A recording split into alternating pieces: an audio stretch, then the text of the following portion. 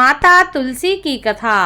एकादशी के पारण पर द्वादशी के दिन सुने माता तुलसी की कथा। नमस्कार भाइयों बहनों और मित्रों, आप सभी का मेरे YouTube चैनल शुभकर्मा ही अष्टों में स्वागत है। आज द्वादशी के दिन सुनते हैं माता तुलसी की कथा। द्वादशी के दिन माता तुलसी की कथा सुनने मात्र से अखंड सौभाग्य की प्राप्ति होती है और भगवान लक्ष्मी नारायण का आशीर्वाद हमेशा बना रहता है।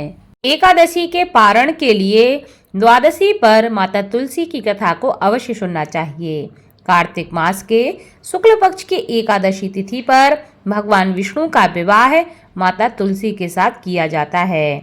द्वादशी तिथि पर भी तुलसी का विवाह कई लोग करते हैं।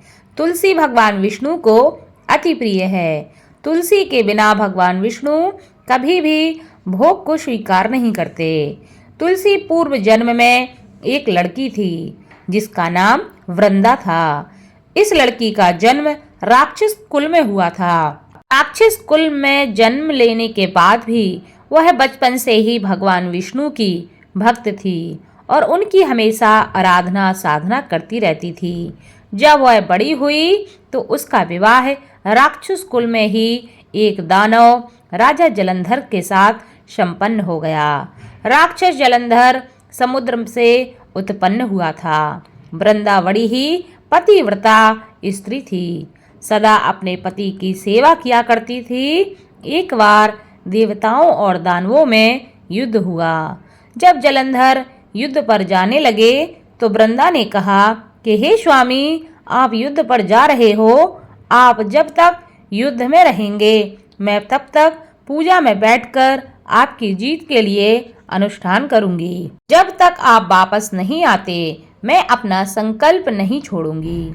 जलंधर तो युद्ध में चला गया और वृंदा व्रत का संकल्प लेकर पूजा में बैठ गई। उसके व्रत के प्रभाव से देवता भी जलंधर को ना हरा सके। सारे देवता जब हारने लगे तो सारे देवता भगवान विष्णु के पास जा पहुँचे और सभी ने भगवान से प्रार्थना की कि हे भगवान, हमारी रक्षा कीजिए, नहीं तो राक्षस सबको मार देगा। भगवान कहते हैं, वृंदा मेरी परम भक्त है, मैं उसके साथ छल नहीं कर सकता। वह मेरी पूजा कर रही है, मैं उसके साथ इतना बड़ा अधर्म कैसे कर सकता हूँ। इस पर सभी देवता कहते हैं कि भगवान, इसका कोई भी दूसरा उपाय नहीं है, क्योंकि जब तक उसकी पत्नी उस अनुष्ठान में रहेगी तब तक उसका पति अमर रहेगा, उसको कोई नहीं मार सकता। इसलिए हम सब आपके शरण में आए हैं, आपको हमारी मदद अवश्य करनी चाहिए। हे नारायण, हमारी मदद करें। इस पर भगवान विष्णु ने जलंधर का रूप धरकर वृंदा के महल में वह जा पहुँचे। वृंदा ने जैसे ही अपने पति को देखा तो वह तुरंत पूजा से उठ गई और उनके चरणों को छू लिया। इधर वृंदा का संकल्प, जैसे ही वह पूजा से उठती है उसका संकल्प टूट जाता है।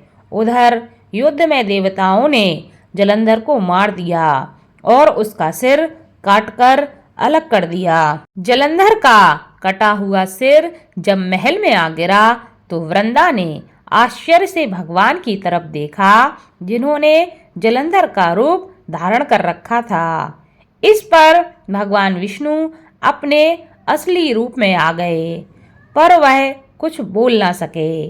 वृंदा ने कुपित होकर भगवान को श्राप दे दिया कि वे पत्थर के हो जाएं, जिसके चलते भगवान तुरंत ही पत्थर के हो गए।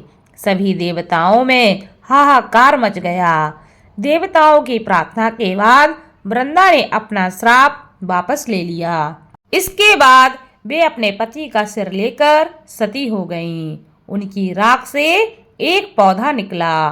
तब भगवान विष्णु ने उस पौधे का नाम तुलसी रखा और कहा कि मैं इस पत्थर रूप में ही रहूंगा, जिसे शालिग्राम के नाम से तुलसी के साथ पूजा जाएगा। इसके अलावा भगवान विष्णु ने यह भी कहा कि किसी भी शुभ कार्य में बिना तुलसी जी के भोग के पहले कुछ भी स्वीकार मैं नहीं करूंगा। तभी से ही तुलसी जी की पूजा होने लगी और कार्तिक मास में तुलसी जी का विवाह सालिग्राम जी के साथ किया जाता है। साथ ही देव उठनी एकादशी के दिन भी इसे तुलसी विवाह के रूप में मनाया जाता है।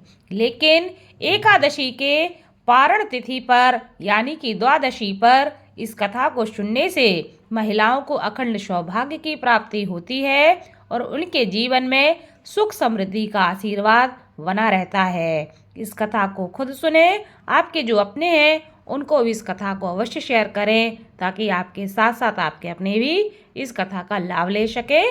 धन्यवाद।